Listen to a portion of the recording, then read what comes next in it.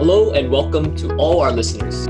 Thank you for tuning in to the Capelle Podcast, where you can get insights from Capelle on navigating the latest trends in the business world. Today we have with us Richard Ang, our very own learning consultant, to share with us on the topic Reinventing the Leader in You in Our New Normal. Hello, Richard. Hi, Mark.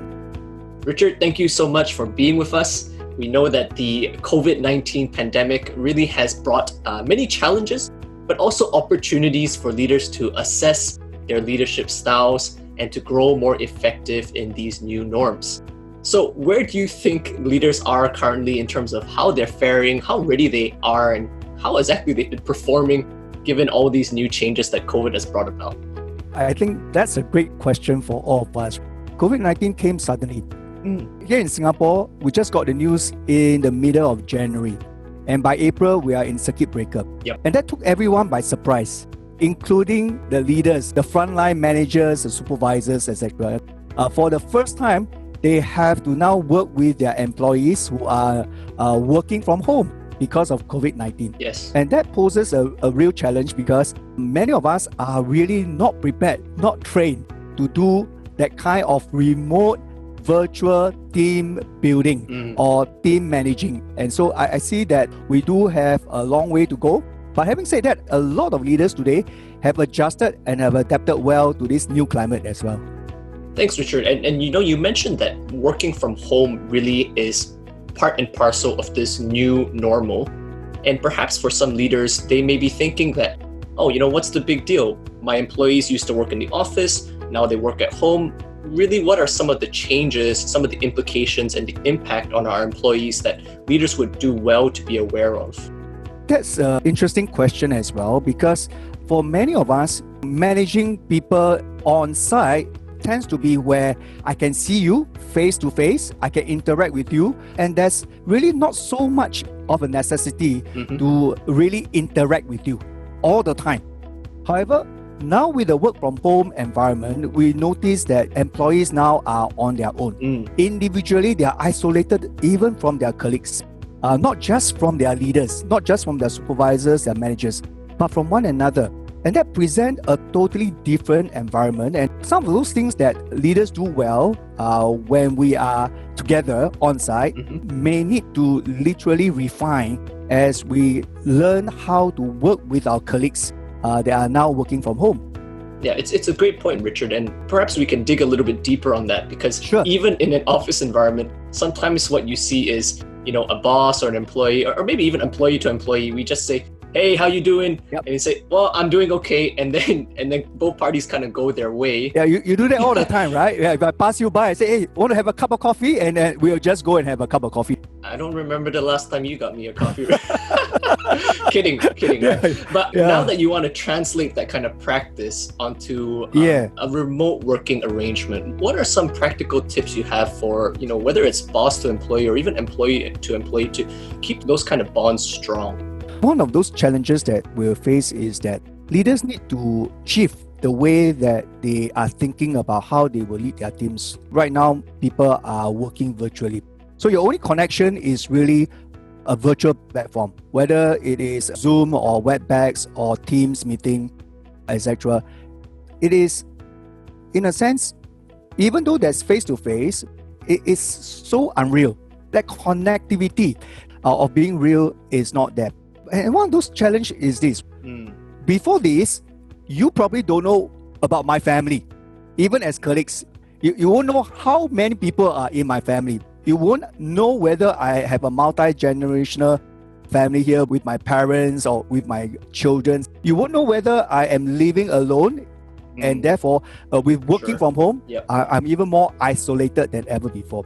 And so for the first time, leaders, managers, supervisors have the opportunity and window of opportunity into the lives of their people.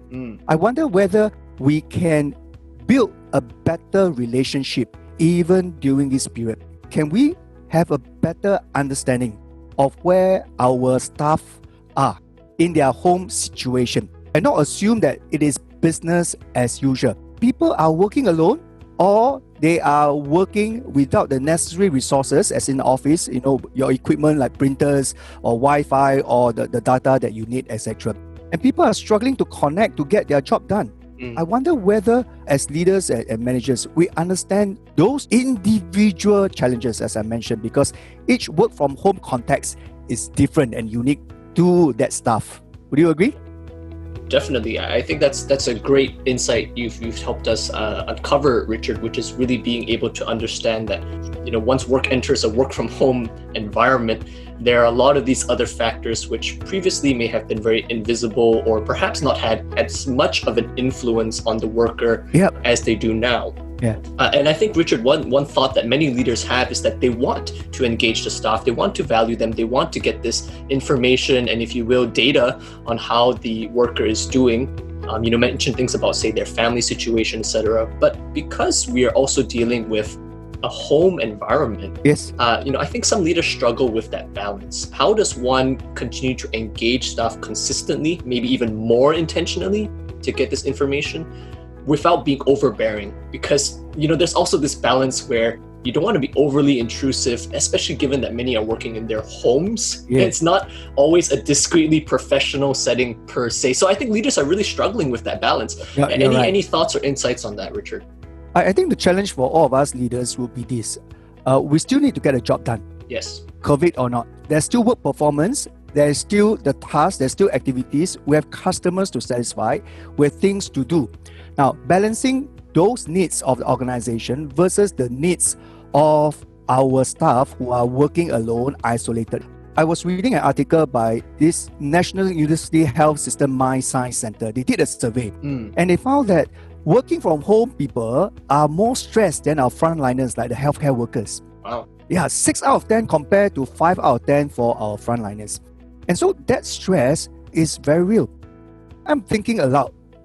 As a leader, I need to get the task done, but at the same time, I need to be concerned for the well-being of my staff. Now, how do I balance that? Perhaps at the very beginning, the leader, together with his or her team, can set the boundaries for communications.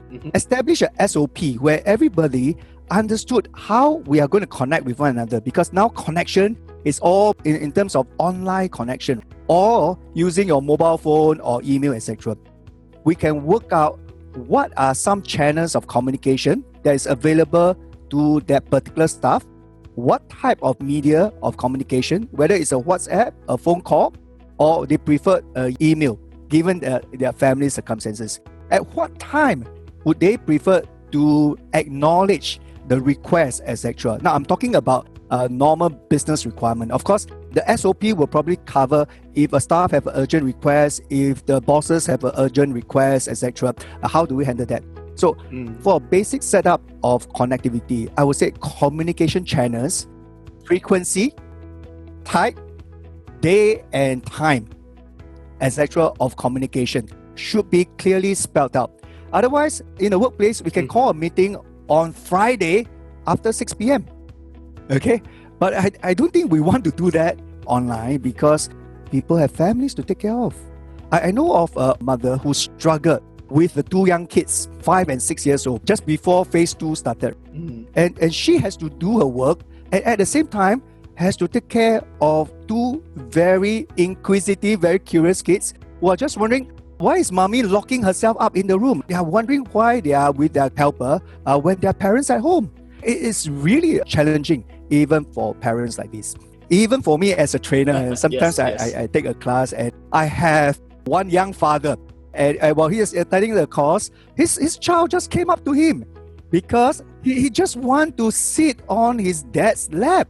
He wasn't being naughty or he wasn't seeking attention. He just wanted to be present with his dad. Now, as a leader, you have to have that flexibility.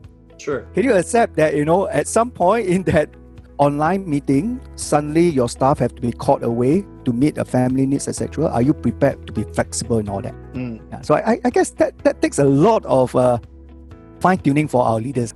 Yeah, I think, Richard, to draw out some of the gems of insight that you raised right there, it seems to be that there's 2 really important tensions to be balanced, if you will. One you mentioned is that, Results still have to be delivered, and how we make sure that we still get results done is, well, let's put in place some structures, right? You mentioned some SOPs that have to be done, and you actually recommended that we get down to the very details, right? What communication channels? Is it email? Is it messaging? What time? I think sometimes we maybe underestimate the level of detail we need to go to. We say, oh, of course, of course we'll keep each other engaged, right? Of course we'll keep the communication, but I think what you're reminding us to do is to really get down to the level of detail that makes it, realizable, right? Makes it actual. It has to be different strokes for different folks. Sure. You cannot have one structure for everyone. Of course, that framework is we need to maintain that connection, that connectivity. Absolutely. Issues need to be raised up, etc. And I need to know the progress without micromanaging you. But that sense of knowing where your staff is and customizing the communication channels for them will be very supportive for them. Yeah, absolutely. And that was really the second insight that you helped us see, which is that while you have to deliver on results, you also need to balance that against the flexibility that this new situations and circumstances call for. Yes. So the need to really be open to propose changes to customization, even in the way you engage different staff, given that they are situated in different environments. I think it's really a balance there, Richard. And as you were sharing, I think certain words came to mind about, really what is confronting our leaders here. And, the words risk and opportunity come to mind, right? It seems that there are many different possibilities that bosses or employers or leaders could choose to pursue, but the extent to which they choose to pursue that, the level of detail, if you will, to take a risk or to play it safe, that seems to be a hard decision to make. So just wondering, do you have any thoughts or insight on really how much risk or how much opportunity should really be pursued here? Or do we just hunker down and play it safe and wait until things settle down a bit more? I don't think things will settle down. Okay. At least for the next 1 or 2 years, right? And even if we do settle down, it will not be back to business as usual. But one of those things that you raise about risks and opportunities, right? And I guess in this current climate, one of the risks that leaders will have to take is this need to be transparent, to be real. Would you upfront tell your people that business is bad? Guys, our business is not doing well. We are getting hit and we are unable to meet our target. Even with all of us working so hard, we are unable to pull through the results that were expected. Are we prepared to do that by telling our people that, there may be a need to put people on no pay leave, and maybe even a worst case scenario in place? Are we prepared to be transparent, to be real, and take that risk? Because immediately when you communicate that, can you imagine your staff start talking among themselves? Even in the online world, you probably have rumors starting, right? Company is going to retrench people and all that, and that creates even more fear. Already the anxiety and the stress brought about by working from home, that isolation is already hard to manage. Can you imagine that job insecurity as well? But think about that. If we are not upfront and if we do not trust our people with that kind of information that will help them to decide what to do, what will happen will be when things are not going well and suddenly something happened to your staff. And that will come to a stage where people have a sense of loss. They're suddenly told by either a WhatsApp, and I've read in the reports, right, in the newspaper reports that some employees are told on the same day by WhatsApp, and there was even a lady who was on sick leave, and she received a WhatsApp that she's retrenched on that day. And the scary part was there was no reasons given for that retrenchment. And so if you talk about that risk, I think that risk is really how comfortable are we to balance the information that we have to give to our people, to help them understand the situation so that they see that we are in this together. And how can we harness that diversity? I think this is a great opportunity even to harness diversity with the ideas and thoughts from your staff as to how we can better manage the situation. It doesn't have to come to a situation where it's either do or die. right? Today's VUCA world, we call it volatile, uncertain, complex, and ambiguous world. There's no such thing as a black and white line. There are grays among these. And perhaps we can trust our people by taking that risk to find a better solution for everyone. Yeah, Richard, I think that's a great point, which is because of the uncertain times we're in, it's almost as if the playing field has become a bit more level in terms of who has the best idea, because it's like, which one of us has been through a pandemic like this before? Yeah, none. So maybe, yeah, and population zero. But maybe you can give leaders and employers an idea of how exactly to encourage that kind of collaborative brainstorming or decision making. Is there some practical ways that an employee, say, might be able to, respectfully offer some diverse or different ideas up the management chain? Because at the end of the day, it's still likely in traditional workplaces that the bosses or the management that has to make that decision. So what might that process look like? How can I get more involved? Yep. I think one of those things that happens is really the need to not just connect at the head level with our staff, but also at the emotional level. I was reading this article by Forbes, and this article was on Marriott, one of those top hotel chain. And what happened was the CEO took to social media. He did a very short video of himself. And by the way, he is struggling with a terminal illness himself. But he was advised against doing something like that, to tape or to record a video message for all the Marriott associates and staff worldwide, not just in the US, worldwide. Now, if you get a chance to watch that video, in fact, it came across as sincere, genuine, real, because the CEO took upon himself to communicate the challenges of what is happening right now to the organization, what the people need to do to get through, and what are some of the challenges that they face.